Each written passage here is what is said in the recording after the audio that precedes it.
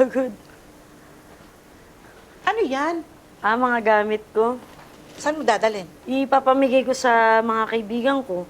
Ay, alam mo, baby, may napanood ako sa YouTube. Yung mga tungkol sa pagbabawas ng mga gamit sa bahay. Naisip ko, magbawas na rin ako ng gamit sa kwarto. Bakit? Kasi ang sabi doon, para maluwag sa bahay, mas madaling ayusin, mas madaling linisin, mas masarap sa pakiramdam. Sigurado ka ba dyan? Oo naman, ito na nga yung mga naligpit ko, ang dami oh. Tapos ang luwag na ng kwarto natin.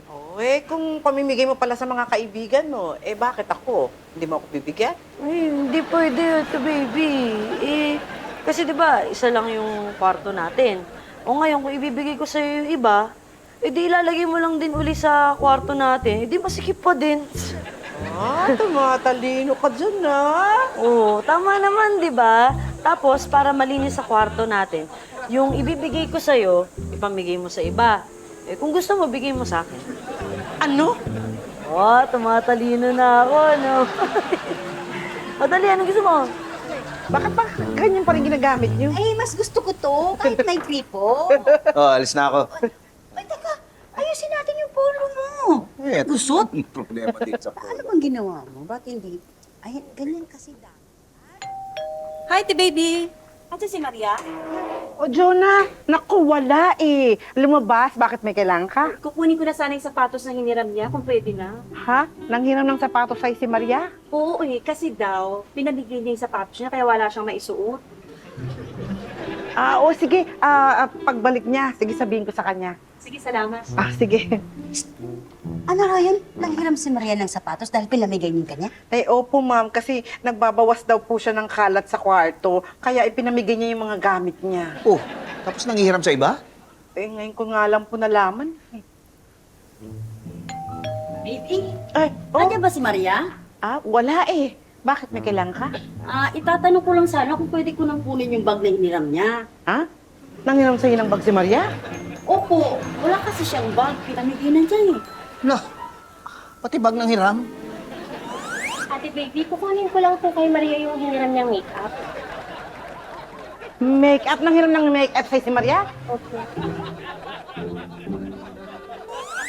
Baka po pwede ko na makuha yung hiniram po ni Maria. Anong hiniram sa'yo? Lower po. Pati blower ng hiram? Oh, maybe. Oh. Kunin ko na sana yung hiniram ni Maria, kung pwede. Ano bang hiniram niya sa'yo naman? Electric pan, no? Electric fan? Opo Hindi ko na muna sana kukunin. Kaya lang, hiram ko lang din ho yun. Pwede namang magbawas ng kalat sa bahay. Yung mga bagay na hindi mo na ginagamit, di pamigay mo. Kaya lang grabe naman yung ginawa mo. Lahat pinamigay mo Ma'am, kasi dun sa pinanood ko, ang sabi niya, maganda daw po yung kasi mas marerelax ka. Oo nga.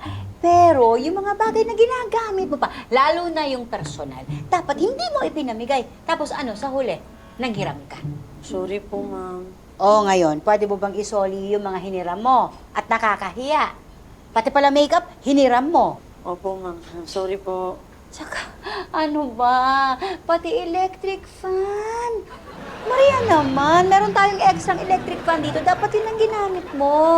Ay, yun nga po, ma'am wala na po yung extra electric fan.